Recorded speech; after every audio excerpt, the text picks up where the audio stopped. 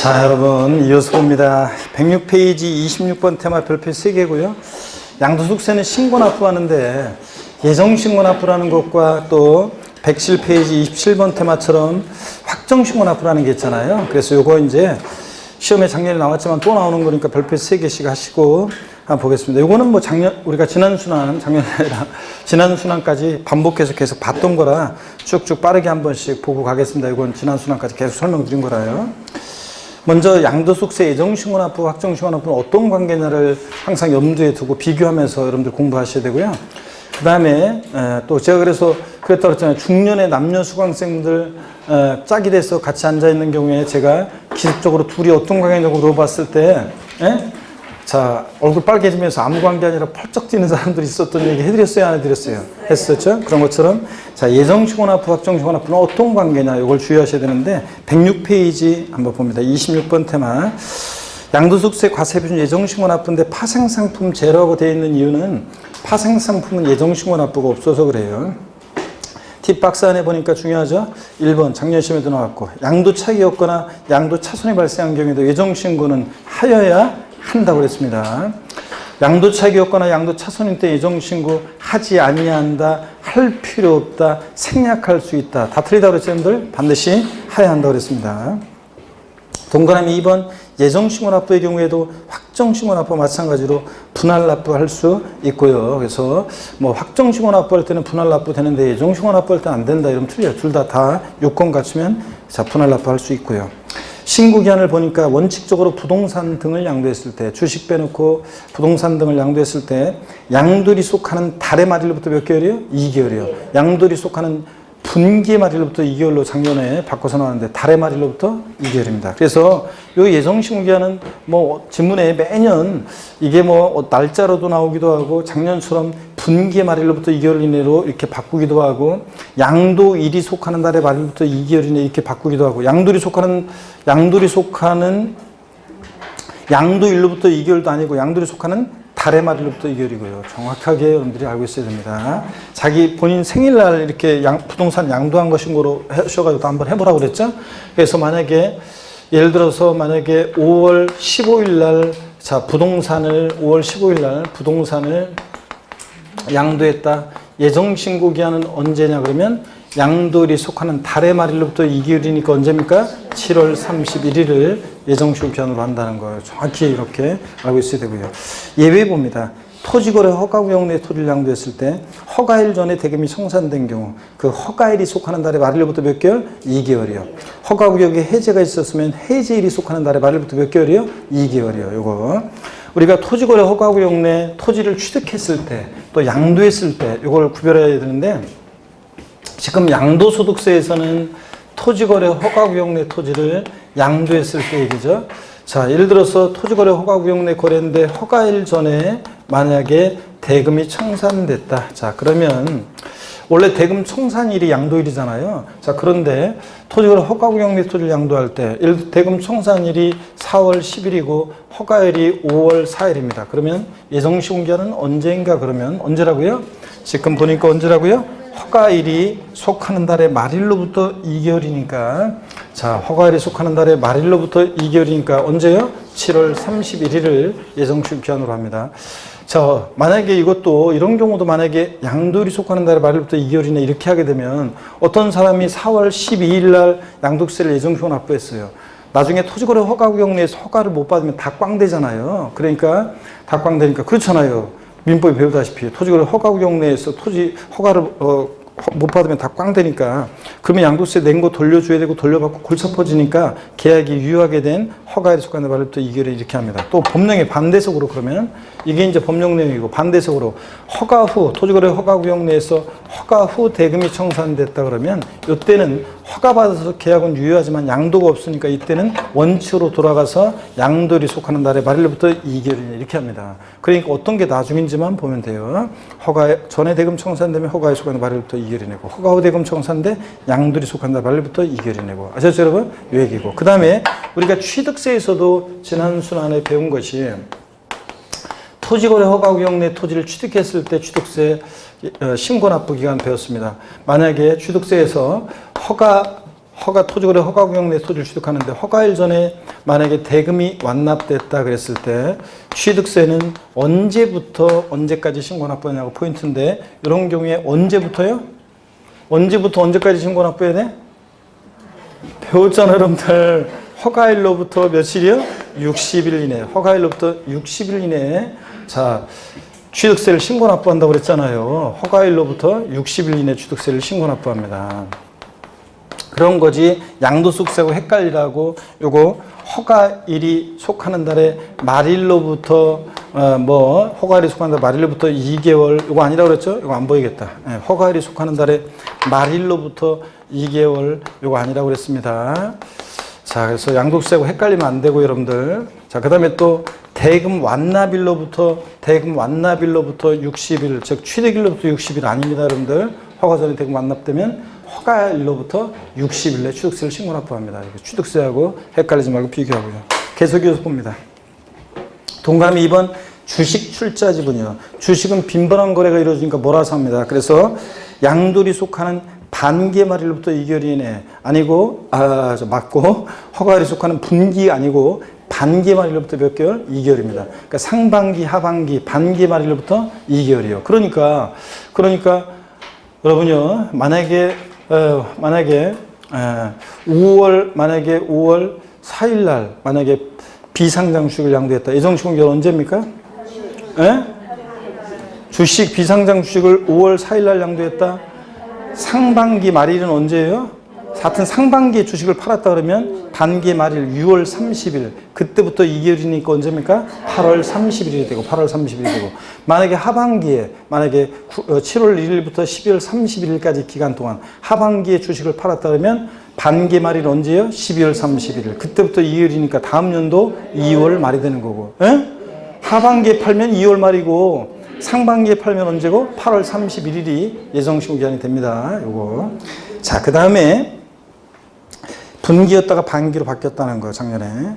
3번 부담보 증여의 채무액에 해당하는 부분으로서 양도를 보는 경우. 우리 부담보 증여 시에 수증자가 인수하는 채무 인수액 상당액은 증여자한테 양도소득세 부과했잖아요. 그럴 때 예정신고기간 언제까지냐? 자, 봅니다. 그 양도리 속하는 달의 말일로부터 몇 개월이요? 요거 3개월이라는 거. 그래서 2개월이 아니라는 걸 주의하셔야죠. 딴 건 다 2개월인데 얘만 몇 개월이야? 3개월. 요걸 주의합니다. 꼭 주의하시고 그 다음에 시험에 나와야 되는데 안 나오고 있기 때문에 신고 효과 봅니다. 예정신고기간 내에 신고하지 않고 또 납부를 안 했다? 그럼 가산세 적용되는데 자 가산세 신고불성실 가산세, 납부불성 가산세 똑같습니다. 신고기한 하루만, 예정신고기한 하루만 딱 지나도 그 다음날 헐벌떡 되고서 하더라도 신고기한 내 신고하지 않았으니까 신고불성실 가산세 의무위반에 적용됐더라 40, 20, 10% 똑같습니다. 부정무신고, 부정과소신고 가산세 몇 프로? 40. 그냥 무신고 가산세, 무신고 납부세액이 20. 과소신고했다, 과소신고 납부세액이 10% 적용되는 건 똑같습니다. 그 다음에 납부불성 가산세 하루하루 지날 때마다 1일 얼마? 0.06%씩 10만 분의 25 0.06%씩 납부불성 가산세 적용되고요. 107페이지 양가로 2번 자진해서 예정신고기간 내 신고하고 납부를 했다 할지라도 세액공제 혜택이 있다 없다? 없다. 옛날에는요 꽤 됐어요 바뀐 지. 옛날에는 예전에 강의할 때만 해도 옛날에만 하더라도 그건 한 10년 된 것 같은데요. 예전에만 하더라도 어땠냐면 양도세 예정신고 납부는 임의적이었어요. 그래가지고 자진해서 예정신고기간 내 양도세 속한 말일부터 2개월 내에 신고 납부를 하면 안 해도 되는데 임의적이어서 안 해도 되는데 자진해서 예정신고 납부를 했으니까 세원의 조기 확보를 위해서 예전에 예정신고 납부를 하면 그러면 세액공제 혜택을 줬어요. 산출세 몇 프로? 10%. 그런데 지금은 당연히 해야 하는 거예요. 지금은 예정신고 납부는 당연히 이제 강행적으로 해야 되는 거기 때문에 안 했다 그러면 가산세고 했다 그래도 당연히 해야 할 일을 했으니까 자 세액공제 혜택이 있다 없다? 없습니다.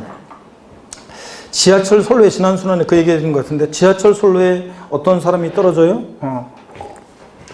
그러면 목숨 걸고 그냥 거기 그냥 뛰어들어가지고 그 지하철 선로에 떨어지는 사람을 구해내는 의인들 있잖아요. 예? 그런 사람들 인터뷰할 때 어떻게 그렇게 위급한 상황에 목숨 걸고 들어가서 구할 생각을 하셨습니까? 그러면 그냥 구해야 되겠다는 생각밖에 없었습니다. 뭐 이렇게 얘기하고 참으로 장한 일을 하셨습니다. 그러면 그런 분들 천편일률적인 그 멘트 있습니다. 그렇죠, 여러분들? 용감한 시민들 천편일률적인 멘트가 있잖아요. 시민의 한 사람으로서 당연히 해야 할 일을 했을 뿐입니다. 이런 상황이 되면 누구나 저처럼 행동했을 것입니다. 뭐 이렇게 얘기하잖아요. 근데 아무나 하는 게 아니죠, 여러분들. 아유, 보통 사람들은 다리가 후들거려서 못 들어가잖아요. 자, 소리만 치지. 근데 그렇게 구해낸 내용들. 자, 안 해도 되는데 했으니까 용감한 시민상을 줍니다. 근데 소방관이 불 나는데 불 껐어요? 경찰관이 도둑을 잡았어요? 용감한 시민상 줘야 안 줘요? 안 주지. 당연히 해야 할 일을 했을 뿐이죠. 안 했다 그러면 제재가 따르죠? 아, 소방관이 불 나는데 무섭다고 도망가고 불 안 끄고 경찰관이 도둑 보고서 무섭다고 도망가고 그러면 나중에 제재를 받죠? 똑같습니다. 이제 예정신고납부는 당연히 해야 하는 거예요. 안 하면 가산세입니다. 그 다음에 27번 테마 양도소득 과세표준 확정신고납부입니다. 팁박스 맨 위에 봅니다. 또 중요하죠? 해당 과세기간에 과세표준, 시험에 다 나왔던 것들입니다. 해당 과세기간에 과세표준이 없거나 결손금 있는 경우에도 확정신고는 하여야 하는 거지. 하지 아니한다 땡, 할 필요 없다 땡, 생략할 수 있다 땡입니다. 다 반드시 하여야 합니다. 확정신고기한은 양도일 또는 토지거래 허가구역내 같으면 허가일 또는 해제가 있었으면 해제일이 속하는 과세기간에 언제? 다음 연도가 포인트죠. 다음 연도 5월 1일부터 5월 31일까지를 확정신고기한으로 합니다. 다음 연도 6월 1일부터 6월 30일까지로 바꿔서 나온 적도 있고요. 2번 확정신고납부를 이행한 경우에 역시 세액공제 혜택이 있다 없다? 없습니다. 3번 확정신고 생략. 작년에 나왔죠. 정답질문으로 잘 보셔야 되고, 제가 맨날 이거 확정신고 생략 어떤 의미인지 계속 강조드렸었는데 역시 작년에 드디어 나왔어요. 자, 봅니다. 제가 그냥 이렇게 보면은 그런 것 같아요. 올해 꼭 나올 것 같아가지고 연락해 강조했는데 아직 안 나오는 것들도 보면 확실히 뭐 그 몇 년 내로 나오긴 확실히 나오더라고요. 이런 것들. 자, 이것도 그런 건데요. 1번 봅니다. 다음이 자 체크입니다. 다. 물론 이제 키워드 하이라이트 표시 다 돼 있고요. 예정 신고를 이행한 경우에 확정 신고하지 아니할 수 있습니다. 세금 계산 달라질 게 없는데 예정 신고했는데 다음 연도에 확정 신고 뭐하러 또 해요? 예정 신고한 자는 확정 신고하지 아니할 수 있습니다. 다만 해당 과세기간에 누진세율 중대상 자산에 대한 예정신고를 2회 이상 한 자가 이미 신고한 양도소 금액과 합산해서 예정신고하지 않았을 때 또 세 가지가 있어요. 기본서 보면 세 가지가 있는데 제가 맨날 첫 번째 것만 설명했는데 그 첫 번째 게 작년 시험에 나오는데 나머지 두 가지도 똑같은 거예요. 자산을 여러 번 양도해요. 근데 여러 번 양도할 때 마지막에 이것을 다 감안해가지고 합산하거나 뭐 등등 마지막에 감안해가지고 예정신고를 했어야 되는데 그러지 않았을 때는 반드시 다음 연도에 어떻게 합니까? 예정신고를 이행한 경우라도 확정신고를 이행하여야 한다는 거예요, 여러분. 자, 이 얘기 어떤 건지 지난 시간에도 소개해드렸고 또 설명드립니다. 여기 보세요, 여러분들. 어떤 얘기냐. 자, 예를 들어서 갑이라는 양도자가 자, 1월 1일부터 12월 31일까지 기간 동안에 이때 건물을 양도했는데 양도소득이 3천만 원 발생했습니다.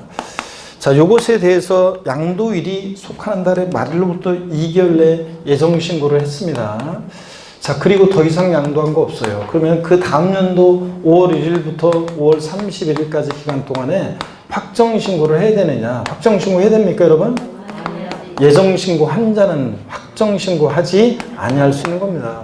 당연하지. 뭐 세금 계산 달라질 게 없는데 뭐하러 다음 년에 또 확정신고를 또 해요. 서로 번거롭게. 그래서 예정신고 한 자는 확정신고하지 아니할 수 있는 거지. 예정신고 한 경우에도 반드시 확정신고는 이행해야 한다. 생략할 수 없다. 이러면 틀려요. 하지 아니할 수 있습니다. 근데 이 사람이 또 이번에는 또 토지를 양도했는데 양도소득이 예를 들어서 뭐 4천만 원이 발생했다. 자, 그러면 양도소득세는 인세잖아요. 그래서 합산과세입니다. 양도소득세는. 그래서 합산과세였는데 이게 비례세율 대상이다. 50%, 40% 이렇게 비례세율 대상일 때는 각각 계산하든 합산해서 계산하든 결론 똑같습니다. 근데 누진세율 대상일 때요. 자, 누진세율 대상일 때는 과세 표준이 요만큼일 때 세율 요만큼 정도 되는데 합산해서 과표가 더 커지면 더 높은 세율 정도받아서 세금 계산 달라지는 이런 경우에 마지막에요. 합산해서 양도자별로 양도소득세는 합산과세하잖아요. 1월 1일부터 12월 30일까지 양도소득을. 그래서 마지막에 합산해서 세금 계산해서 예정신고를 했습니다. 여러분. 했어요. 그랬을 때는 예정신고를 했어요. 그러면은 다음 연도 5월 달에 요거 자, 어떻게 합니까? 확정신고를 또 해야 돼요, 안 해야 돼요? 세금 계산 달라질 게 없는데 뭘 다음 연도 확정신고 또 해요. 예정신고 한 자는 확정신고하지 아니할 수 있는 겁니다. 근데 문제는 보세요. 합산하면 과표 달라지고 세율 달라지고 세금 계산 달라지는 이런 경우에 마지막에 이걸 합산해서 이것을 확정신고를 했어야 되는데 안 했어요. 합산하지 않고 또 요것에 대해서만 그냥 사천에 대해서만 합산하지 않고 예정신고를 했어요.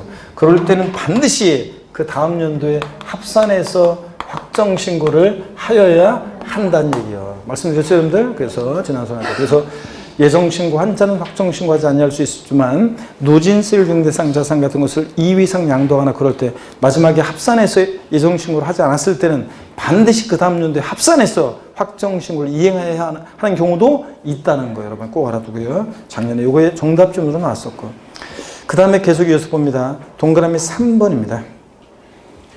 예정신고 이게 이제 요게 또 중요해요. 올해 또 3번이 중요합니다. 잘 알아두셔야 돼요. 3번 동그라미 3번. 가산세에서 가산세 아니구나. 내가 우리 그냥 휙 넘어와 버렸네. 아유, 죄송합니다. 자, 3번 확정신고 생략 봤죠? 4번 가산세입니다. 확정신고 납부의 가산세는 예정신고 납부에 적용되는 가산세와 동일합니다. 그래서 자, 신고불성실 가산세 의무위반의 정도에 따라 40, 20, 10% 납부불성가산세율 0.02% 똑같아요. 근데 다만 무신고 가산세와 납부 환부 불성실 가산세의 경우에 예정신고 납부와 관련해서 가산세가 부과된 경우에는 확정신고 납부와 관련한 가산세, 가로 안에 예정신고 납부와 관련해서 가산세가 부과된 부분의 한정에서는 부과하지 아니한다. 이런 거라고 했습니다. 여기 보세요. 예정신고와 관련해서 가산세가 이만큼이 부과가 됐는데 확정신고 납부 시에 자, 예정신고 납부와 관련한 요 가산세가 다시 부과되지는 않는다고 그랬습니다. 여러분, 요만큼만. 자, 그래서 예정신고 납부 관련해서 가산세가 부과된 부분에 대해서는 확정신고 납부 시 다시 가산세가 부과되지 않는다. 그러니까 다시 부과된다고 바꿔서 나온 적이 있고요.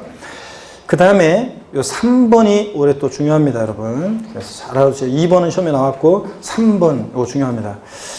예정신고 기한 내 무신고, 과소신고 후 무신고하거나 또는 신고했는데 과소신고한 후에 확정신고 기한까지 신고를 하거나 수정신고를 했을 때는 이 해당 예정신고에 대한 무신고, 과소신고 가산세 몇 프로요? 50% 감면해 준다는 거. 쫙 밑줄입니다. 중요하고 표시하고.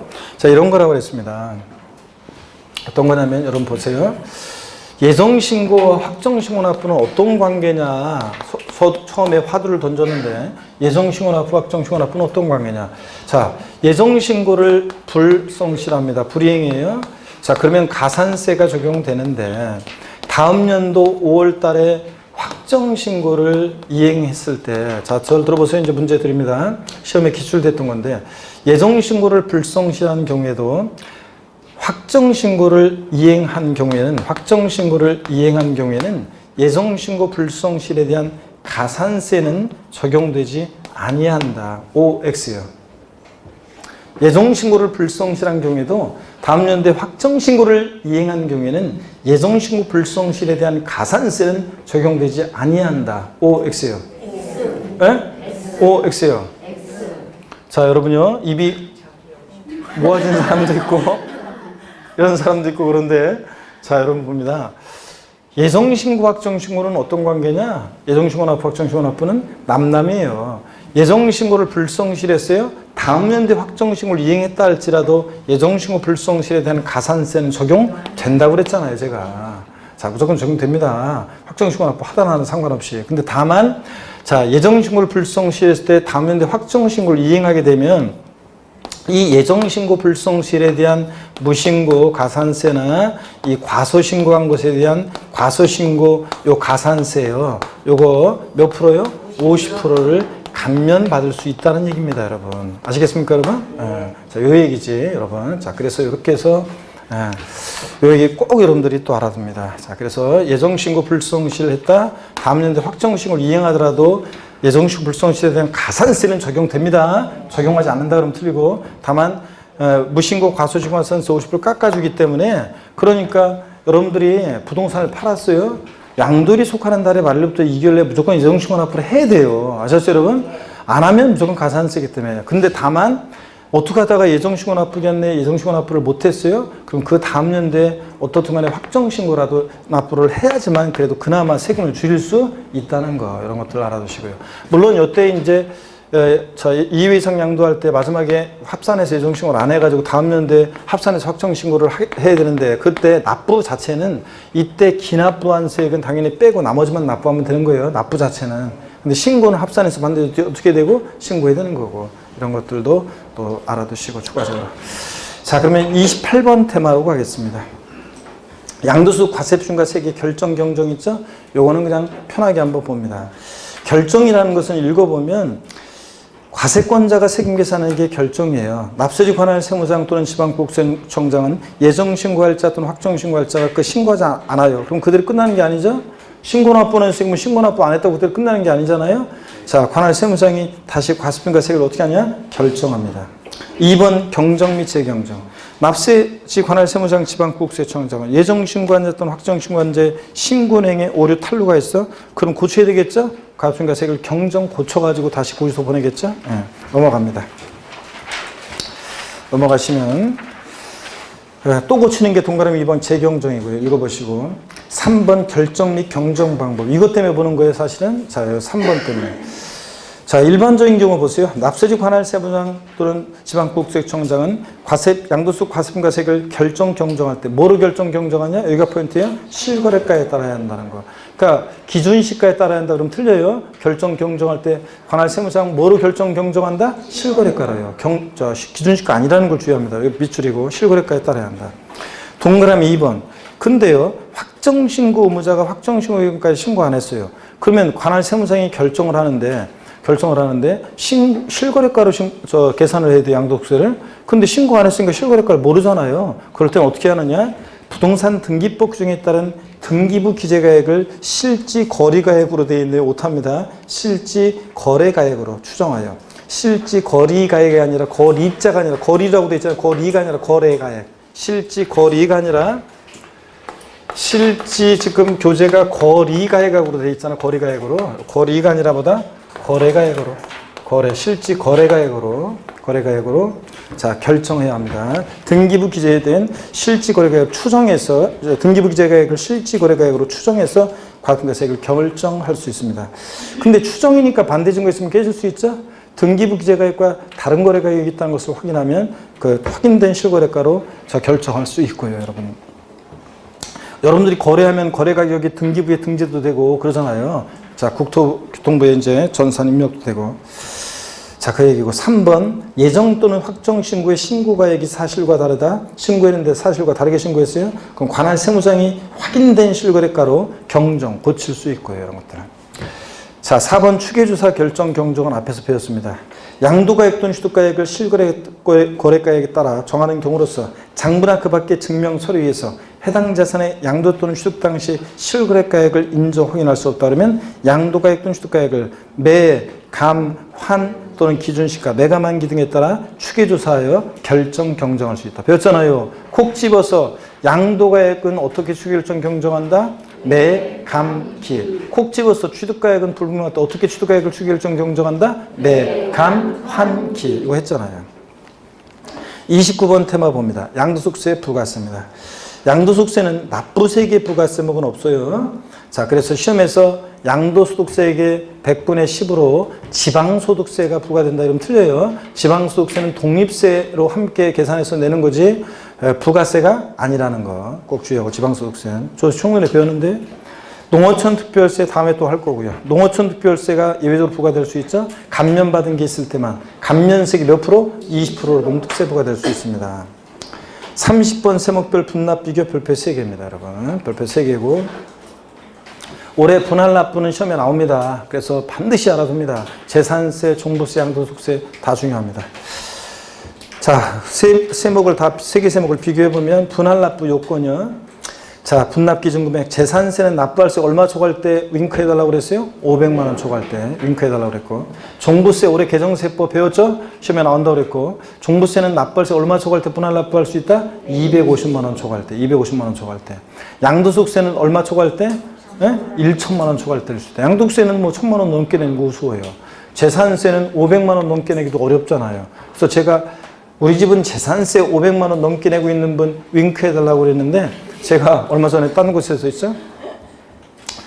지난 4월 달에 강의할 때 우리 집은 재산세 500만 원 넘게 내고 있다고 윙크 그랬더니 제가 얘기 안 했네. 어떤 사장님이 60대 어떤 후반에 어떤 사장님이 손을 잖아. 내가 그 강의실이 길다 보니까 이제 크다 보니까 이제 뒤에 계신 분 맨 뒷자리에 있는데 눈이 안 보이잖아요. 잘. 그냥 못 봤는지 그분이 갑자기 손을 들었다 내렸다고 누가? 근데 분명히 또 손이 올라갔다 내리는 걸 봐가지고 깜짝 놀라가지고 누가 지금 저 혹시 그 500만 원 넘게 낸다고 손 들었다 내리신 건가요? 그랬더니 그분이 아무 다른 사람 모르게 끄덕이시더라고요. 손을 조용히 딱 들었다가 딱 내리시더라고요. 제가 못 보니까 그런 분도 있었는데 자 어떡하니 재산세 500만 원 초과할 때 종부세는 얼마? 250만 원 초과할 때 양도소득세는 얼마? 1000만 원 초과할 때 할 수 있습니다. 분납기한 재산세는 납부기 한 지나서 몇 개월? 2개월 내. 근데 종부세는 납부기 한 지나서 언제? 6개월 내. 꼭 알아둡니다. 6개월 내 분할 납부할 수 있고 양도세는 납부기 한 지나서 몇 개월이요? 예정신고 납부든 확정신고 납부기 한이든 그 기한 지나서 몇 개월 내? 2개월 내 분할 납부요. 분할 납부 기준금액 가능 금액은 재산세는 500만 원 초과할 때 할 수 있으니까 500만 원 초과하면서 그 배예요. 1천만 원 이하, 1천만 원 초과로 나눠서 1천만 원 이하일 때는 500만 원 초과하는 금액을 분할 납부할 수 있다. 이 말은 원래 납기는 최소 얼마 깔아놓으라고 그랬어요? 500 깔아놓고 500만 원 깔아놓고 나머지 백 분할 납부. 말로 할게요. 재산세는 납부할 세액이 800만 원이다. 최대 분납가능 금액 얼마다? 얼마예요? 300만 원. 300만 원. 자, 납부할 세액이 900일 때 최대 분납가능 금액 얼마다? 재산세 400만 원. 이런 거 했잖아요. 1000만 원이면 500만 원. 1천만 원 이하일 때는 500만 원 초과하는 금액 분할 납부니까 원래 납기내 최소는 500 깔고 나머지 금액 이겁니다. 1천만 원 초과했을 때는 50% 이하의 금액. 재산세 납부할 세액이 1,400만 원이다. 최대 분납가능 금액 얼마다? 700만 원. 절반까지. 최소한 절반 내놓고 나머지 금액 절반까지 분할 납부입니다. 그 다음에 종부세 납부할 세액.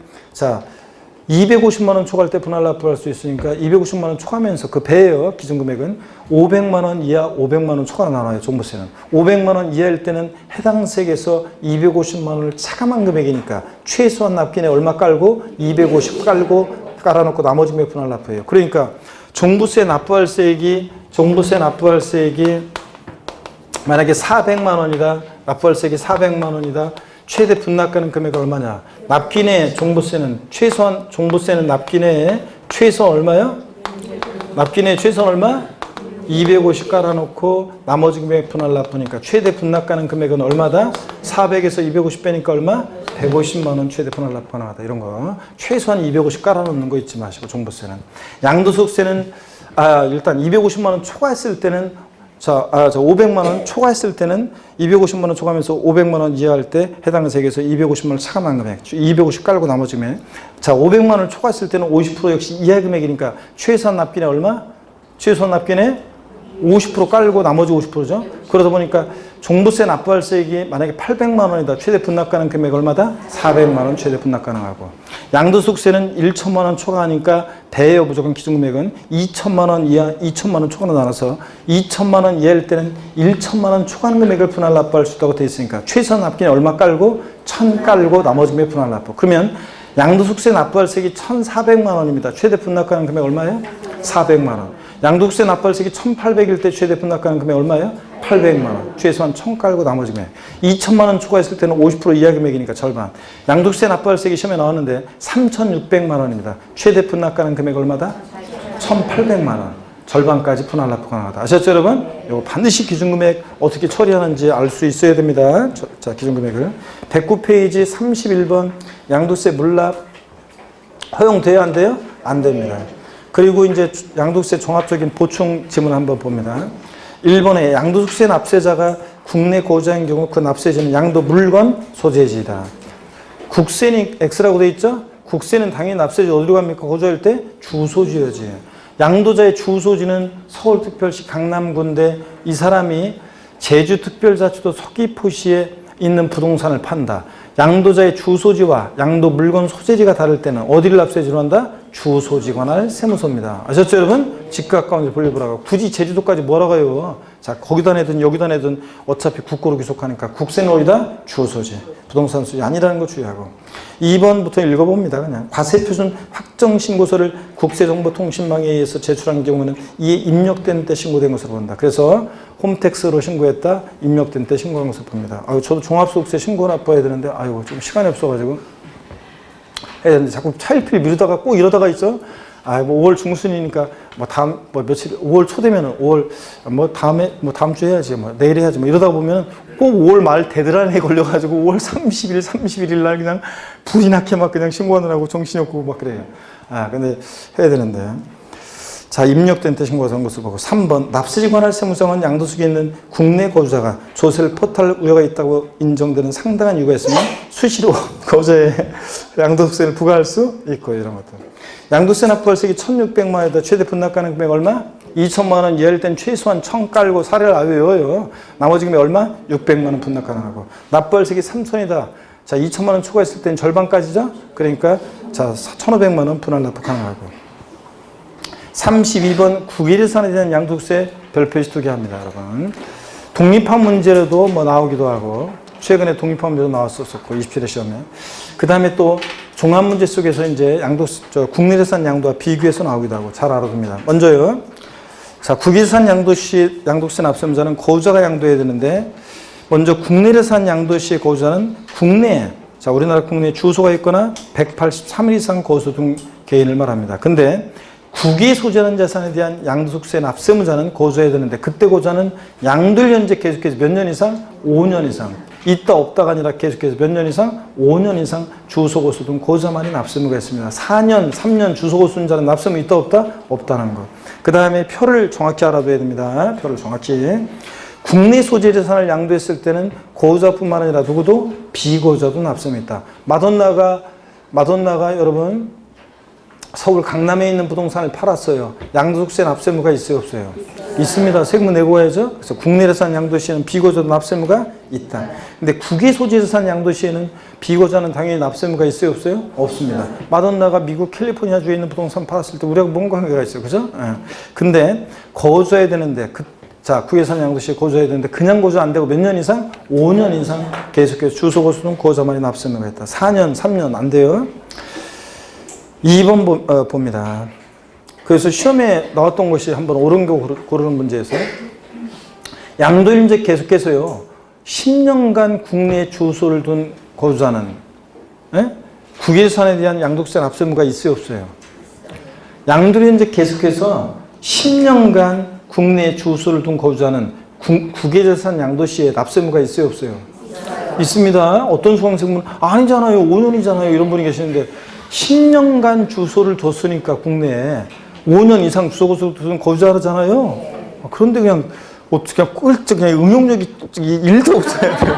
응용력 1도 없이 그냥 5년이잖아요 이러면서 막 펄컥 화내는 분도 있고 그런데 자, 하여튼 그러면 곤란해요, 여러분들. 그러면은 진짜 7개, 8개밖에 못 맞, 7개밖에 못 맞을 수도 있어요, 여러분들. 자, 그러면 10개 이상은 못 맞아요. 그런 응용력을 못 발휘하면 10년간 국내에 주소를 거주했다. 그러면 5년 이상 주소 좀 거주하는 걸 눈치채야죠, 여러분? 자, 과세 대상을 보시면요. 국내재산 양도와 비슷한데요. 차이점이 있다 그러면 동그라미 2번에서 니은번이요. 부동산 임차권 등기 여부와 관계없이 대상이 되면 그랬는데 우리 국내재산 양도시의 부동산 임차권은 반드시 채권이니까 등기된 부동산 임차권만 대상이지 미등기 부동산 임차권은 대상이 아니었잖아요. 근데 국외재산 양도시에는 등기 여부와 관계없이 대상이에요. 여러분 미리 말씀드리면 국외재산 양도시, 국외자산 양도시의 양도소득세는 등기와는 관계가 전혀 없어요. 미등기 70 뭐 이런 것도 없고 등기와는 관계없이 대상이 됩니다. 대상이 되고 등기와 관계없이 과세가 이루어집니다. 당연하지. 우리나라가 전 세계 부동산, 남극, 북극, 아프리카, 아시아, 오세아니아, 유럽, 남미, 북미, 오스트레일리아, 그 다음에 빠진 거 있나? 그린란드. 전 세계 부동산 등기부를 어떻게 관리해요? 그러니까 등기와 관련한 내용은 적용이 있다 없다? 없다. 등기와 무관하게 대상이 되고. 양도소득세, 양도차익 계산할 때 양도가액 산출이요. 원칙적으로 양도차익 계산할 때 양도가액과 취득가액은 실지거래가액으로 계산합니다. 국외재산 양도시도. 근데 다만 예외가 있긴 있어요. 자, 보세요. 추계 방법 그래가지고 넘어가시면 국내재산 양도시는 당연히 실거래가로 계산하는데 실거래가에 불분명하면 매감기 이렇게 매감기로 추계 방법으로 매감기로 계산했잖아요. 근데 국외재산 양도시에도 실거래가로 계산하는데 110페이지 맨 꼭대기. 근데 예외적으로 실거래가액이 불분명하다.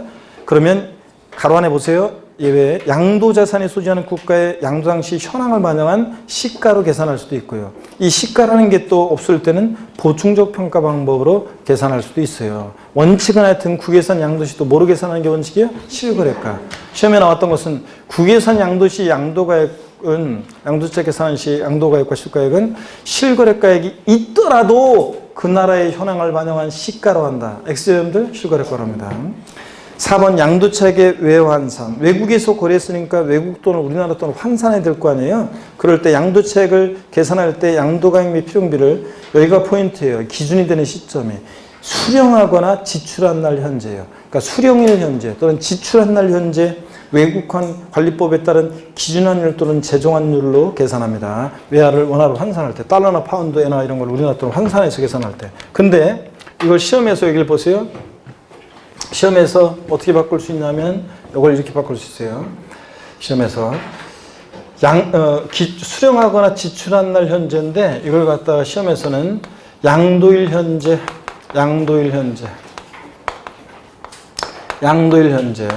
또는 등기일 현재 아니고 외화를 원화로 환산할 때는 수령하거나 뭐 지출한 날 현재입니다. 수령하거나 지출한 날 현재라는 거 꼭 기억하시고 그 다음에 계속해서 보니까요. 동그라미 2번은 한번 눈에 익혀두셔야 되는데 장기할부 조건의 경우에는 2회 이상의 기간에 걸쳐서 거래할 때 장기할부 조건의 경우에는 소유권 이전 등기 접수일, 인도일 또는 사용수일 비교해서 중 빠른 날을 양도가액 또는 취득가액을 수령하거나 지출한 날 현재로 봅니다. 눈에 익혀두시고 이거 양도세 양도 및 취득 시기에서 배웠잖아요. 중 빠른 날 배웠잖아요. 세율이요. 국내재산 양도시에는 미등기 양도면 70%잖아요. 근데 국외재산 양도시에는 등기와 관련한 내용은 적용이 있다고 그랬어요? 없다고 그랬어요? 없다고 그랬습니다. 또 부동산, 주식도 원래 기본소에 보면 주식에 관한 국외재산 양도시 세율도 있지만 제가 주식은 빼버렸어요. 부동산에 관한 걸 기타라서 하여튼 부동산 등을 양도했을 때 주식 빼놓고는 보유기한에 관계없이 자 무조건 6에서 42% 세율로 단일화되어 있습니다. 그러니까 보유기한도 관계없어요. 50%, 40% 이런 거 없고 국외 소지하는 부동산 등을 양도하면 국외산은 무조건 보다 6에서 42% 초과 누진세율 정도입니다. 그래서 시험에서 1년 미만 보유하고 양도한 국외 소지 토지에 대한 양도세 세율은 100분의 50% 세율 정도된다? X입니다. 무조건 뭐라고 1년 미만이어도 6에서 42% 초과 누진세율 정도입니다. 국외산 양도시는.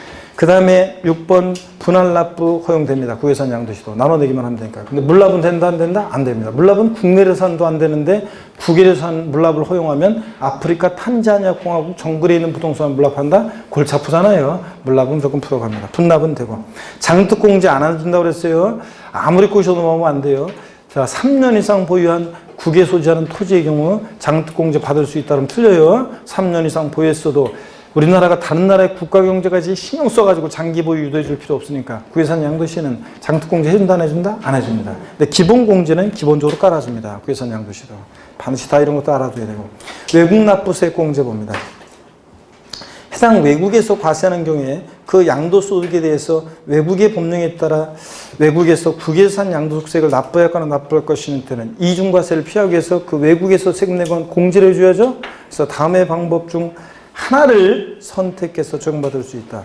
필요경비에 외국납부세를 필요경비에 산입해서 공제하는 방법과 산출세에서 세액 공제하는 방법 두 개 중에 선택해서 공제받을 수 있어요. 예전에는 무조건 산출세에서 세액 공제하는 방법만 있었는데 지금은 두 개 중에 선택해서 공제받을 수 있다. 바꾼다 그러면 산출세에서 세액 공제하는 방법으로만 외국납부세 공제받을 수 있다면 틀려요. 예.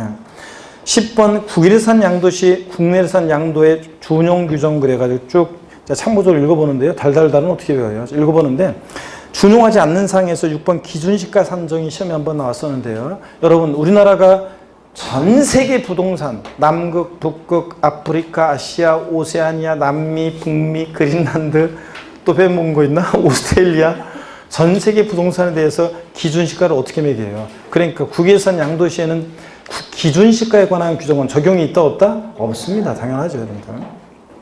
자 이렇게 해서 양도소득세를 다 봤고요. 111페이지 제3장 부동산 관련 종합소득세입니다. 자, 01번 부동산 임대업의 사업소득 있죠? 부동산 임대 사업소득. 여기다가 별표시를 큼지막하게 2개 합니다, 여러분들. 뭐 3개, 올해 개정이 있으니까 3개를 할까요, 그러면? 네, 올해. 자, 3개를 한번 하도록 하겠습니다. 별표시 3개요. 01번 테마요. 자, 그러면 요거 어떤 건지 한번 보겠습니다. 여러분, 여기를 보세요. 어떤 거냐. 자, 우리가요, 여러분들. 기초입문 과정부터 제가 설명드린 것이 우리 소득세법에 열거된 소득의 종류를 제가 열거해 드렸었습니다. 자, 고개를 드시고 또 목 운동 한번 합니다. 목 운동. 아이고, 참, 목 운동. 반대로 돌리시고, 허리도 좌로, 우로 돌립니다. 기지개도 뒤로 화끈하게 제낍니다, 여러분들. 아이고, 네, 좋습니다. 자, 보시면은, 하품하는 사람도 있고, 좋습니다. 아니, 좋아. 하품을 해. 하품하면은 그 피로를 떨치기 위해서 우리 몸이 하품한대요. 그러니까 하품하고, 하품을 하든, 짝다리를 짚으시든, 졸릴 때는 졸음방지 껌을 씹으시든 상관없습니다. 다만 딱딱 소리만 안 나면 제가 항상 했죠? 뭐 껌 씹고 뭐 이런 거, 딱 소리만 안 나면 뭐 이렇게 수업을 들으시든, 뭐 상관없습니다. 하여튼 뭐, 알아서 그냥 뭐 다 하세요, 여러분들. 근데, 하여튼 졸음을 이길 수 있다 그러면 뭐 온갖 방법을 다 동원해서 뭐 다 좋습니다. 자, 여러분 봅니다. 우리 소득세법에 8가지 소득이 있다고 기초입문 과정부터 소개해 드렸어요. 그래서 소득세법 8가지 소득이 있는데 종합소득. 종합소득에 대한 소득세를 종합소득세라고 하고 6가지가 있고요. 직장을 오래 다니다가 퇴직하면서 발생하는 퇴직소득, 그 다음에 양도소득이요. 자, 이렇게 해가지고 8가지 소득세법에 소득이 열거되어 있고요. 종합소득에 6가지가 있다고 그랬습니다. 자, 그랬을 때 이자소득, 자, 이자소득, 배당소득. 자, 배당소득이요. 우리가 주식이라든가 뭐 등등에 대해서 여러분 배당소득 받잖아요. 그 다음에 사업소득.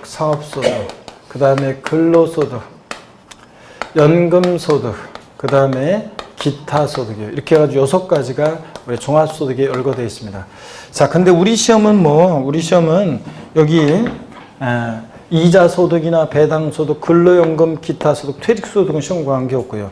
양도소득이 우리 시험에서 제일 중요하고 대여섯 문제가 출제가 되고, 또 사업소득, 여러 사업소득의 종류가 있지만 그 중에서 우리는 부동산 관련 사업소득이 시험법인데, 부동산을 보유 중에 임대, 대여에서 발생하는 부동산 임대업, 대업을 통한 소득, 임대업을 통한 소득, 그 다음에 부동산 사업적인 목적을 갖고 파는 매매업을 통한 소득, 또 주택을 신축해서 판매하는 건설업을 통한 소득, 이렇게 3가지가 있잖아요. 그 사람들, 이런 건 기초입문 과정부터 말씀드렸어요.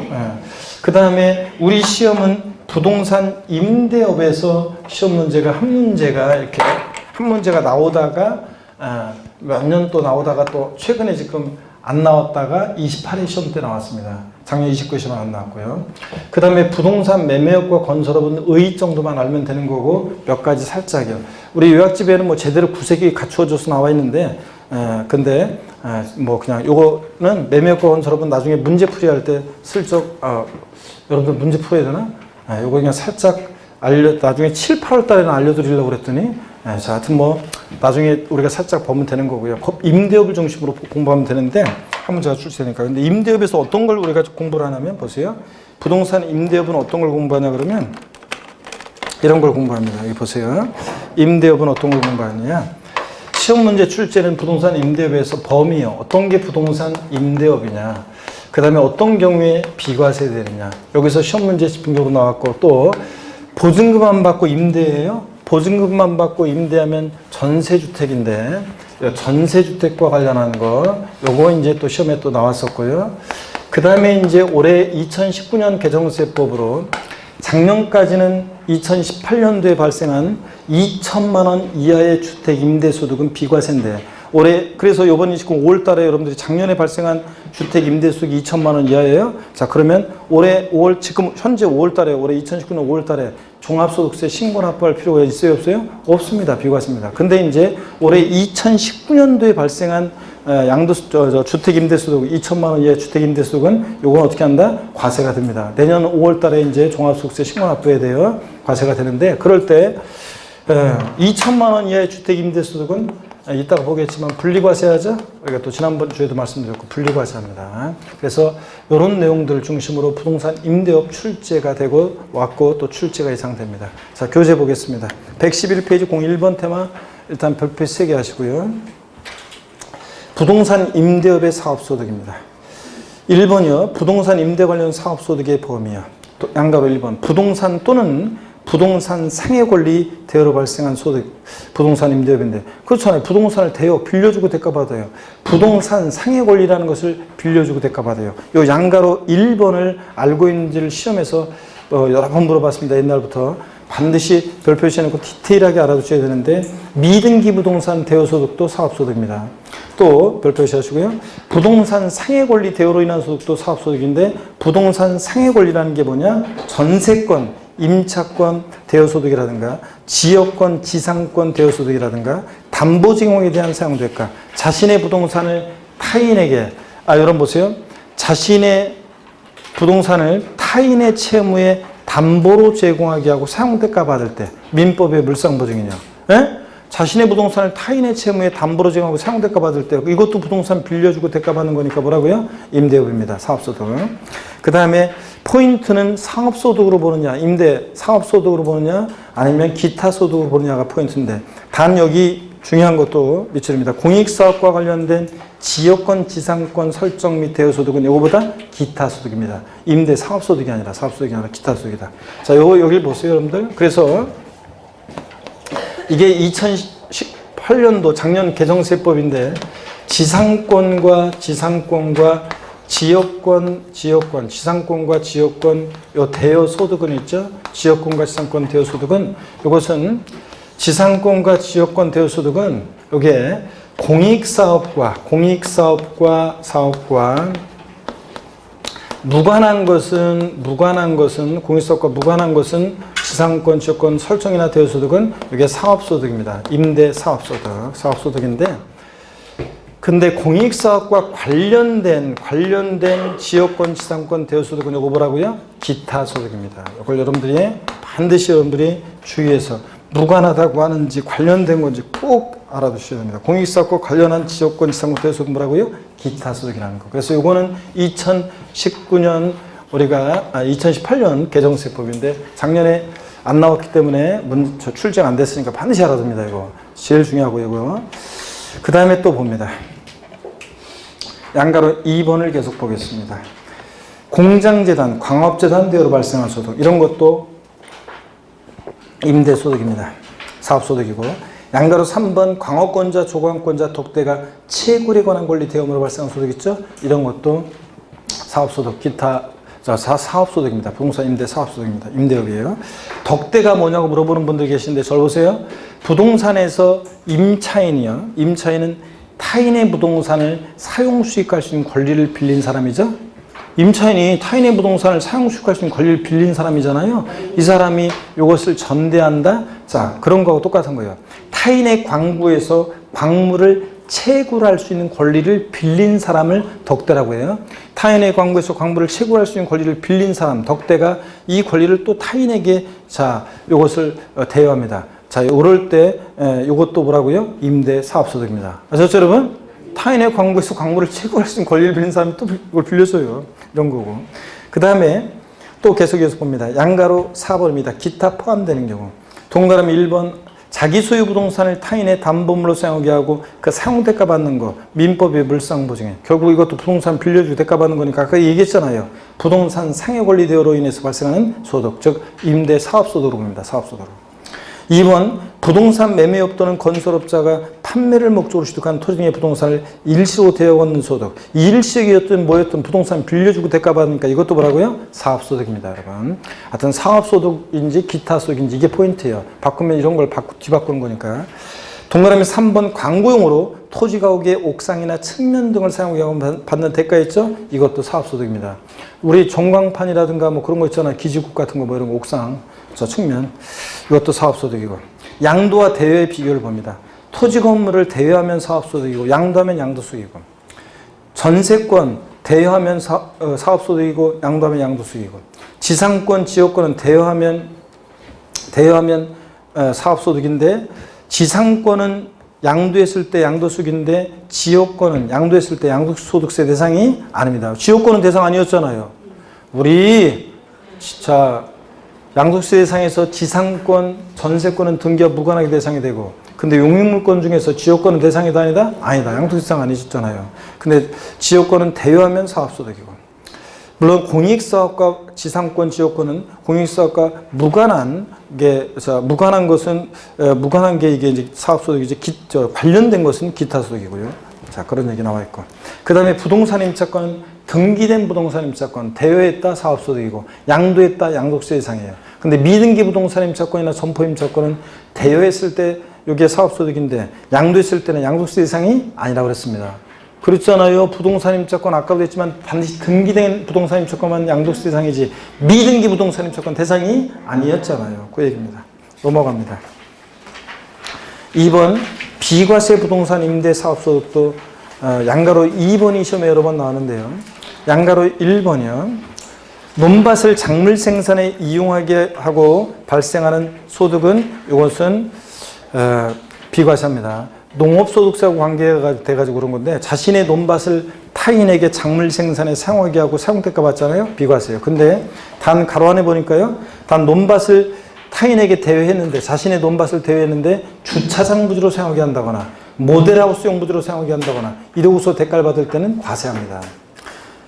시험에 나온 것은 계속 나온 거는 양가로 2번이에요. 비과세 주택 임대 사업소득이요. 동그라미 1번이요. 자. 1기 이하의 주택을 수여하는 자 주택 임대소득 비과세입니다. 이게 또 중요한 거예요. 별표시고 1기에 딱 주택 하나 갖고 있는 사람이 주택을 임대했을 때 비과세합니다. 임대소득을. 근데 단 고가주택과 임대소득과 국외 소재하는 주택 임대소득은 주택수 관계없이 1주택이라도 어떻게 한다? 과세합니다. 여러분. 주택 하나 할지라도 임대소득을 과세해요. 고가주택과 국외소주택은. 이때 고가주택이라는 것은 과세기간 종료일 현재예요. 개시일로 바꿔서 나온 적도 있는데 개시일이 아니라 종료일 현재. 1월 1일부터 12월 31일까지를 소득세 과세기간으로 할 때 12월 31일 과세기간 종료일 현재 또는 해당 주택의 양도일 현재 기준시가로 얼마? 9억 1,000원 혜택입니다. 보유 시의 가격을 판단하는 거니까 실거래가액이 아니라 뭐 기준시가로 9억 1,000원 혜택입니다. 실거래가 아니에요. 양도소득세에서 1세대 1주택 비과세 배제되는 고가주택은 양도당시 실거래가로 9억 원 1,000원 혜택이었잖아요. 근데 부동산 임대업에서 비과세 배제되는 고가주택은 기준시가로 얼마? 9억 1,000원 혜택입니다. 그 다음에 일개소 현재 주택 임대수를 비과세한다고 했을 때 비과세 주택수 계산할 때 자, 이것도 시험에 다 나왔던 것들인데요. 다가구 주택은 전체를 한 개의 주택으로 봅니다. 지방세에서 다가구 주택은 공동주택과의 과세형평을 해서 지방세에서는 매 한 가구 한 가구마다를 독립한 일부 주택으로 보는데 우리가 국세에서 종부세라든가 양도소득세라든가 부동산 임대업에서라든가 이렇게 국세에서는 다가구 주택을 전체를 한 개의 주택으로 봅니다. 예? 전체를 한 개의 주택으로 보고. 그렇잖아요. 9가구가 거주하고 있는 다가구 주택을 하나 갖고 있는 사람이 그 집에 거주하면서 다른 가구원들한테 월세 주고 월세를 받아요. 그러면 과세한다 안 한다? 안 합니다. 비과세입니다. 일개수연제 주택 임대수기니까. 예? 자, 그 다가구 주택을 한 개의 주택으로 보대요. 그 다음에 구분 등기된 경우는 각각 일개의 주택으로 계산하고요. 공동소유주택이요. 공동소유주택은 지분이 가장 큰 자의 소유 계산하대요. 지분이 가장 큰 자가 2인 이상일 때는 각각의 소유 계산합니다. 자, 그러면 자, 이거 원칙 공동소유주택은 지분이 가장 큰 자의 소유 계산한다고 그랬습니다. 그럼 저를 보세요. 여러분 이거 어떤 건지 한번 보겠습니다. 여기를 보세요. 어떤 얘기냐? 자, 우리 부동산 임대업에서요. 부동산 임대업에서 임대사업소득에서 부동산 임대업 사업소득에서 공동 소유주택이 있습니다. 갑집은 60%, 을집은 40%인 공동 소유주택이 있고요. 공동 소유주택이 있고, 그 다음에 공동소유주택이 있고요. A주택은. 그 다음에 을이요. 또 공동소유주택 외에 다른 주택을 을 소유인데 을이 공동소유주택 외에 다른 주택을 임대합니다. 임대해요. 자, 그랬을 때 이 비주택 임대는 1주택 임대로 봐요? 2주택 임대로 봐요? 예? 1주택 임대로 본다는 얘기입니다. 지금 보세요, 여러분. 예? 자, 공동소유주택의 경우에 누구의 주택으로 계산한다고 거기 다 지금 나와 있어요? 지분이 가장 큰 자의 수로 계산해요. 그러니까 이 사례에서는 갑이 60%니까 지분이 가장 큰 자, 갑의 주택으로 계산하니까 을이 공동소유주택 외에 다른 주택을 양도할 때 몇 주택 임대로 본다고요? 1주택 임대입니다. 그래서 자, 공동소유주택 부동산 임대업에서 주택수 계산할 때는 지분이 가장 큰 자의 수로 계산하되 지분이 가장 큰 자가 2인 이상일 때 예를 들어서 50%씩이다. 지분이 가장 큰 자가 2인 이상이다. 그럴 때는 누구의 주택으로? 각각의 소유주택으로 계산하고요. 여러분 아시겠습니까, 여러분? 이런 거예요. 그러면 저를 봅니다, 여러분. 그러면 저를 보세요. 시험 문제에서 이미 나온 게 공동소유주택, 갑지분 60%, 을지분 40%인 공동소유주택의 경우에 자, 공동소유자 각각의 소유주택으로 계산한다. X입니다. 지분이 가장 큰 자의 수로 계산합니다. 부동산 임대업에서는. 근데 양도소득세하고 좀 비교해 볼까요? 우리 양도소득세에서 우리 이런 거 배웠어요. 나중에 여러분들이 비교도에 특강을 하면 그 특강집에 공동소유주택 재산세에서 그 다음에 종부세에서 양도세에서 부동산 임대업에서 공동소유주택을 어떻게 판정하는지를 한눈에 쫙 비교해서 다 볼 거예요. 공부할 거고 그때. 자, 여기 봅니다. 이건 어떤 거냐면 양도소득세에서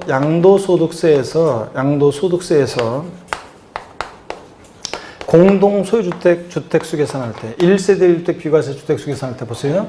A라는 공동소유주택이 있습니다. 공동소유주택이 있는데 우리 지난번에 배운 거예요. 지난 시간에 공동소유주택이 있는데 갑지분 90%, 을지분 10%인 공동소유주택 외에 다른 주택을 을이 다른 주택을 양도할 때 비주택을 양도할 때 1세대 을은 몇 주택 양도로 본다고 그랬어요?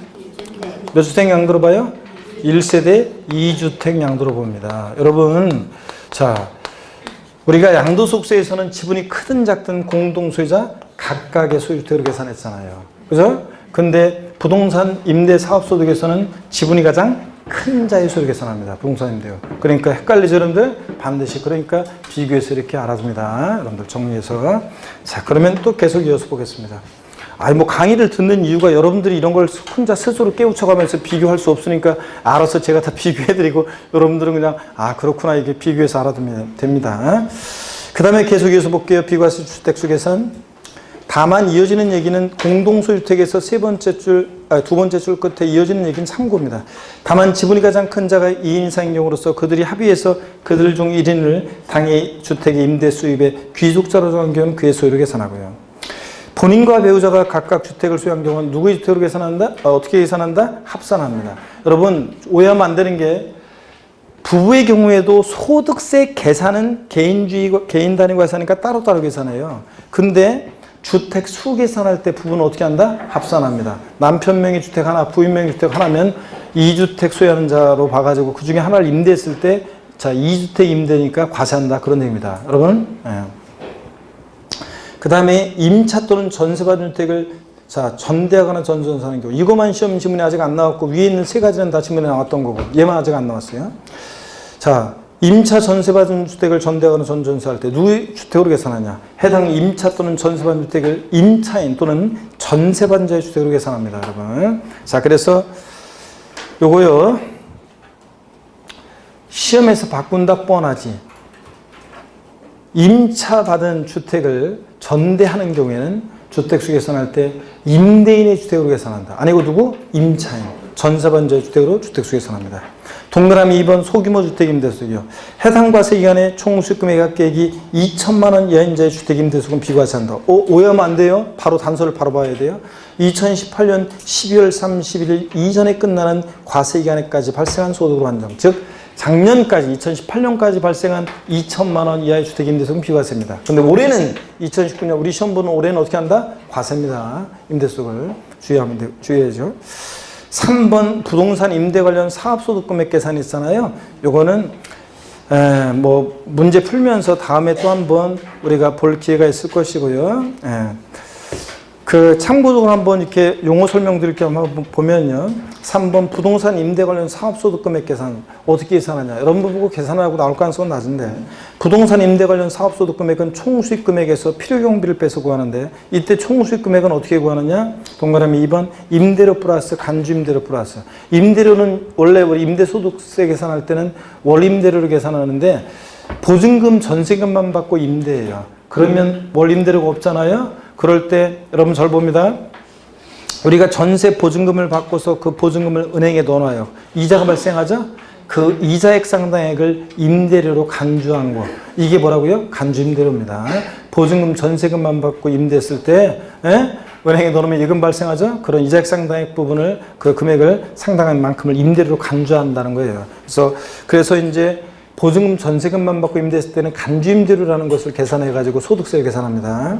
간주임대료 플러스 관리비 수입 플러스 보험차 이런 걸 전부 다 합친 것을 총수익 금액으로 하고 여기서 필요경비 빼서 사업소득 금액을 구합니다. 그때 간주임대료는 또 어떻게 계산하는지 거기 쭉 나와 있어요. 뭐 일반적인 경우에 해당 과세기간에 보증금에서 3억 원을 빼고 왜 3억 원을 왜 빼냐면 이제 3억 원 초과할 때만 보증금은 과세예요. 그래서 3억을 빼고 여기 또 보증금의 전체 100% 과세하는 게 아니라 60%만 과세하고 그래서 60% 곱하고 365분의 1은 임대 일수를 말해요. 근데 시험에서 나온다 그러면 365분의 72일 이러면 계산이 복잡해지기 때문에 그냥 임대 기간을 1년으로 주로 해요. 그러니까 365분의 365일이니까 1로 해서 변수가 되지 못하도록. 그리고 정기 예금 이자를 곱하고 여기서 또 해당 과세 기간에 임대 사업 부분에서 발생한 금융 수익을 빼는데요. 참고적으로 보는 겁니다. 자, 그래서 그 113페이지 있잖아요.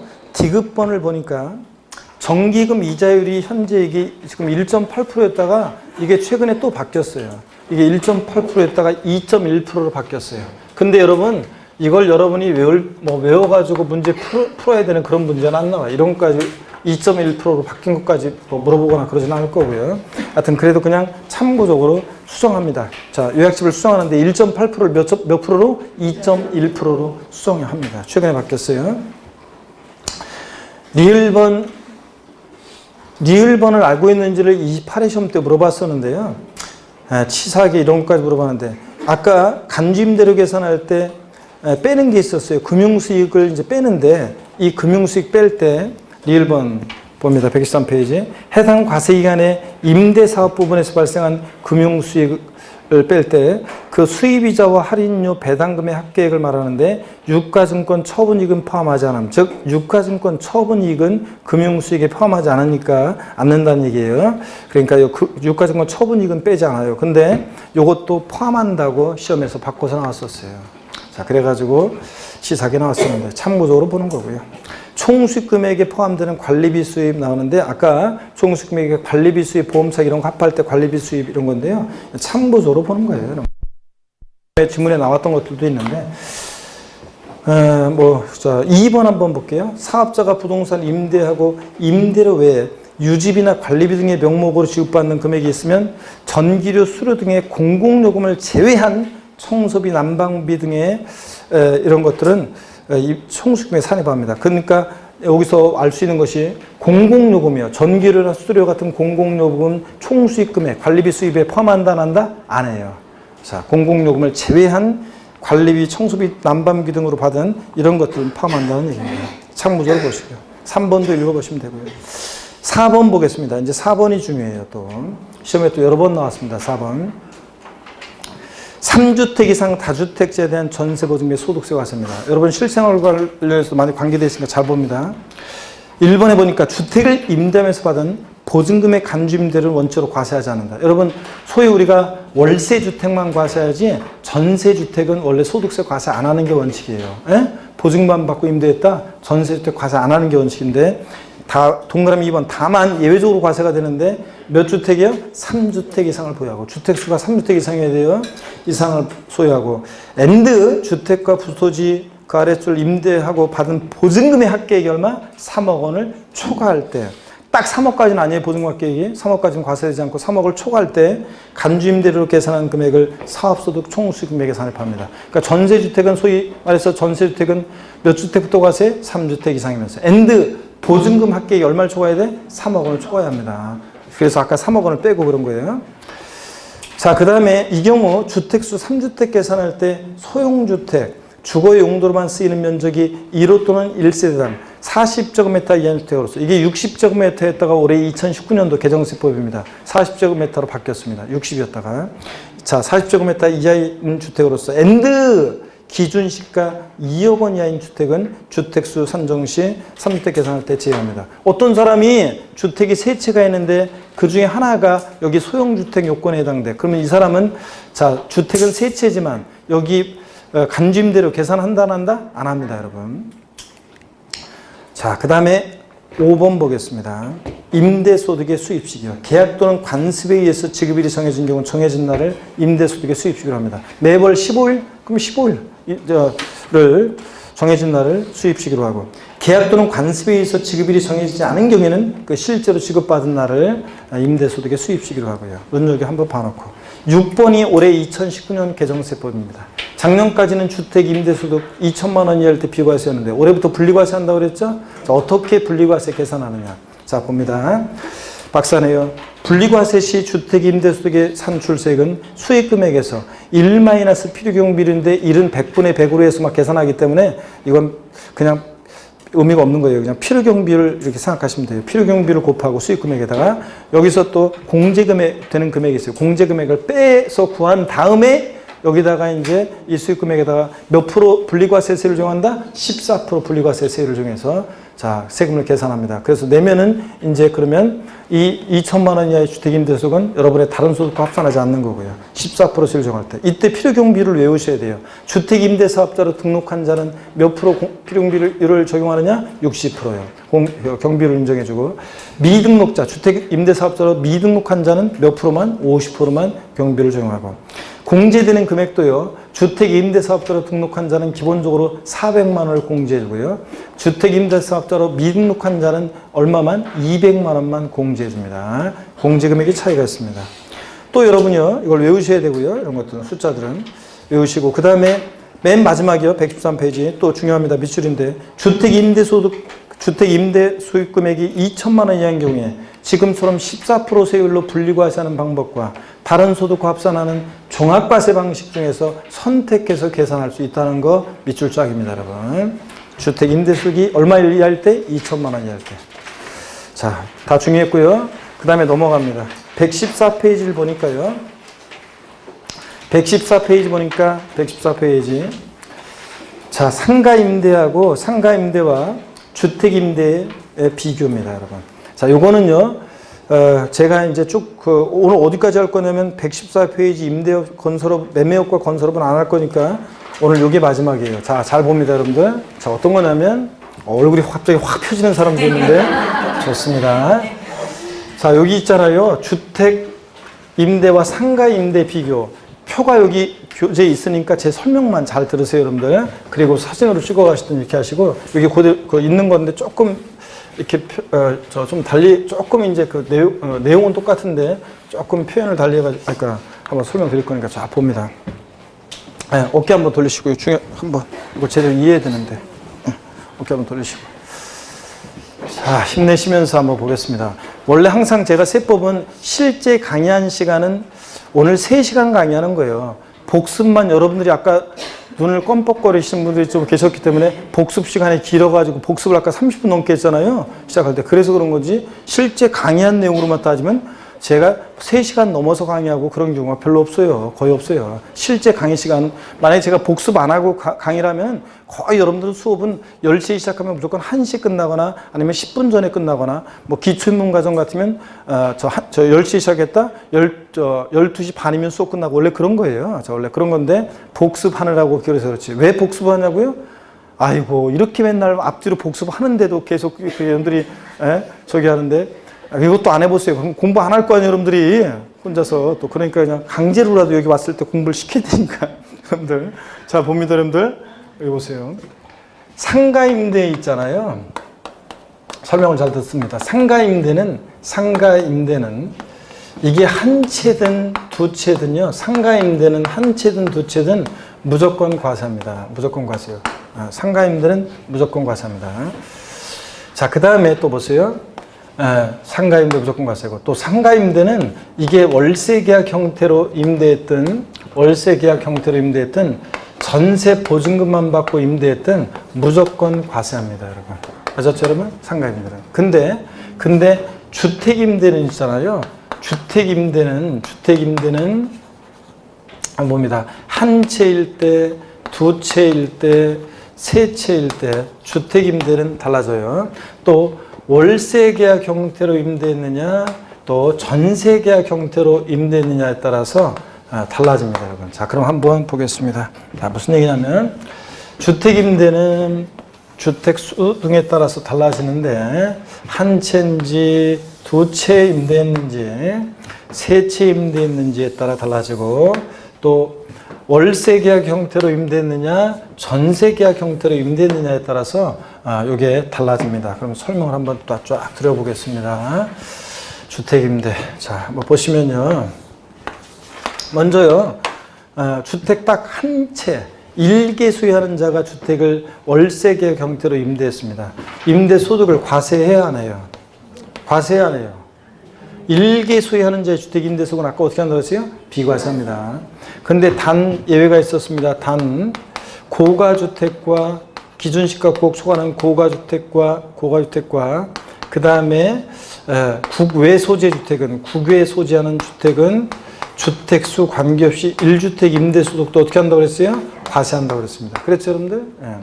근데 주택 한 채 소유하는 사람이 집을 전세 줬어요. 보증만 받고 임대했어요. 전세주택 과세해야 하나요? 과세해야 하나요? 안 합니다. 안 해요. 자, 요거는요, 전세주택은 고가주택을 포함해서 과세하지 않습니다. 여기 보세요. 여기 나중에 또 질문하지 말고 잘 보세요. 기출문제 보다 보면 헷갈려. 또 여기 보세요. 안 보는 사람들 여기 봐야 됩니다. 나중에 질문하지 말고. 기출문제 때문에 또 질문한다고요. 자, 월세주택은 고가주택이다 그러면, 자, 어떻게 한다? 한 채일 때 어떻게 합니까? 과세입니다. 한 채라 할지라도 고가주택은 과세를 해요. 근데 전세주택일 때는 보증만 받고 임대했을 때는 고가주택이라도 과세한다, 안 한다? 안 해요. 전세주택은 무조건. 그 다음에 주택이 두 채예요. 하나는 월세계약 형태로 임대했고 하나는 전세계약 형태로 임대했습니다. 월세주택 과세 안 해요. 주택 두 채일 때 과세 안 해요? 합니다. 일개 소유하는 자 주택 임대수만 비과세지. 두 채면 과세입니다. 전세주택은 두 채일 때 보증만 받고 임대했어요. 과세 안 해요? 안 합니다. 몇 주택부터 과세? 3주택부터니까 전세주택은. 자, 월세주 계약 형태로 임대한 주택은 세 채일 때 과세한다 안 한다? 합니다. 무조건. 일개만 비과세지. 한 채일 때만. 자, 전세 보증만 받고 임대했을 때 과세 안 해요? 세 채일 때 과세할 수 있습니다. 근데 무조건 아니고 주택 3주택 이상이면서 보증금의 합계액이 보증금 합계액이 얼마요? 3억 원을 보증금 합계액이 3억 원을 초과할 때 자, 요거 전세주택 과세합니다. 그 사람들 딱 3억 원은 안 되고요. 또 3주택 계산할 때 소형주택 1호또동 1세대당 주거용 상용 면적이 몇 제곱미터? 40제곱미터 이하면서 기준시가로 얼마? 2억 원 이하일 때만, 기준시가 2억 원 이하의 소형주택일 때는 3주택 계산할 때, 전세주택 3주택 계산할 때 주택수에서 어떻게 하고? 제외하고. 배웠잖아요, 금방. 자, 그래서 이런 내용들을 반드시 지금 거기 필기가 돼 있고 알아둡니다. 그러면 이해하셨는지 마지막으로 확인 한번 해보겠습니다. 자, 이해하셨는지 마지막으로 확인해 봅니다. 여러분, 저를 보세요. 어떤 사람이, 갑이라는 사람이, 자, 보세요. 갑이라는 사람이 상가 두 채가 있고요. 그 다음에 주택 두 채가 있어요. 주택 두 채가. 상가도 두 채, 주택도 두 채. 부자네, 부자. 그죠, 여러분들? 부자지. 여러분, 요새 상가면 어디 있냐에 따라 물론 다르겠지만, 저기 군읍 면적, 저기 어디 군읍 면적, 그 군읍 면적도 수도권하고 먼 군읍 면적이, 있는 상가다 그러면 크게 얼마 안 되겠지만, 웬만한 지역에 상가다 그러면, 몇십억 간다는 거 아니에요? 최소한. 근데 두 채니까, 집도 두 채가 얼마나 부자요. 근데 여러분 보세요. 상가 두 채 중에서, 여러분이 나중에 이렇게 벌면 되지, 이제. 중개수 되셔가지고. 자, 그러면 한번 보세요. 상가 두 채가 있는데요. 상가 두 채가 있는데 한 채는 월세 계약 형태로 임대했고 한 채는 전세 계약 형태로 임대했어요. 자, 그리고 주택 두 채 중에서 한 채는 또 월세 계약 형태로 임대했고 또 한 채는 전세 계약 형태로 보증만 받고 임대했어요. 그랬을 때, 자, 상가, 월세 계약 형태로 임대한 상가 한 채, 과세해야 하네요. 과세입니다. 전세 보증만 받고 임대한 상가, 과세해야 하네요. 과세합니다. 상가는 무조건 과세라고 했잖아요, 아까. 주택이요. 두 채 있는 두 채 중에서 한 채는 월세 계약 형태로 임대했어요. 과세해야 하네요. 과세해야 하네요. 합니다. 전세, 그러니까 보증금에 대해서 과세 안 하는 거지. 월세 주택은 두 채, 한 채만 비과세지 두 채면 무조건 어떻게 한다? 과세한다고 그랬잖아요. 주택 두 채 있는 사람이 한 채는 월세 형태로 임대했다. 과세합니다. 전세 보증만 받고 임대한 나머지 주택은 과세해야 하네요. 이거는 과세하지 않습니다. 전세 주택은 3밑에부터니까. 아셨죠, 여러분? 이 얘기입니다. 자, 이해하시길 바라고. 자, 고개를 드시고요. 오늘 또 모의에 문제풀이도 있고 등등 그래가지고 제가 복습은 오늘 생략하고 요거로 자, 해보겠습니다. 복습은 생략하고요. 복습은 생략하고 한 가지 뭐 올해 요거만요. 주택임대업 임대사업소득에서 요거만 복습하고 오늘 마칠게요. 나머지는 우리가 앞에서 계속 봤을 거니까. 우리가 사업소득, 그러니까 양도소득금액 계산 특례, 이월과세 특례, 부당해상부인 특례 중요했고, 다음에 또 시작할 때 복습할 거고, 다음 주에. 그 다음에 또 중요했고, 또 새롭게 배웠고, 그 다음에 이제 부동산 임대업에서 우리가 지상권, 지역권, 대여소득은 공익사업과 관련한 것은 뭐고? 기타소득이고, 공익사업과 무관한 지역권, 지상권, 대여소득은 뭐고? 사업소득이고, 그 다음에 2천만 원 이하의 주택임대에서 분리과세할 때, 그럴 때 2천만 원 이하의 주택임대에서 분리과세할 때 분리과세 산출세가 어떻게 구하느냐? 수익금액에서 1- 필요경비를, 즉 필요경비를 곱해주는데 주택임대사업자로 등록한 자는 경비율이 몇 프로? 60%. 미등록자는 50% 공제해주고. 그 다음에 이제 여기서 공제금액이 있는데, 자, 기본적으로 공제해주는 금액이 있는데, 주택임대사업자로 등록한 자는 얼마를 공제해주고? 400만 원. 미등록자는 얼마? 200만 원 공제해주고. 여기다가 세율은 몇 프로 세율을 정한다? 14% 세율을 정하고. 자, 2천만 원 이하의 주택임대 소득이 발생했어요. 자, 그럴 때 이 분리과세와 종합과세하는 방법 중에서 선택해서 계산할 수 있다는 거. 이런 정도 여러분이 알고요. 자, 됐습니다. 이거 다 설명드렸고. 자, 고개를 드시고요. 하여튼 오늘 어려운 것들, 중요한 것들 많이 또 배웠어요, 진짜로. 다음 주에 시작할 때 복습 쭉 할 거니까 잘 이해 안 되는 분들은 한번 아까 사업소득금액 계산 특례, 자, 거기 이율과세 특례하고 부당해상부인 특례 같은 거 꼭 한번 비교해서 다시 한번 봅니다. 아셨죠, 여러분? 자, 그러면 고생하셨고 다음 주에 지식한 모습으로 다시 뵙겠습니다. 고맙습니다. 수고하셨습니다. 네.